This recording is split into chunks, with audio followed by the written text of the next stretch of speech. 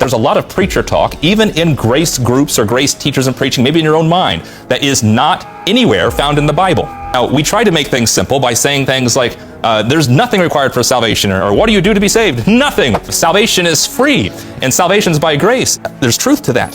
But without your understanding, and you use that preacher talk as your foundation, you will come to errors, because it's an oversimplification. Beware of gospel oversimplification. Nowhere in the Bible does it talk about the gospel being simple. The gospel is something that you have to understand through the preaching and teaching of Jesus Christ according to the revelation of the mystery. Christ dying for your sins, he was buried, and the third day rose again. And there's a lot in that. You say, well, yeah, I heard that's the gospel, I can quote it, I know it frontwards and backwards. He died, he was buried, rose again, death, burial, and resurrection. Got it. But do you understand it? You say, well, I just got to believe it, I don't have to understand it. Believing is understanding. You can't just reiterate the words and say, I've done the reiteration, I'm saved. Do you know who Christ is? Why he had to die? What's resurrection have to do with it?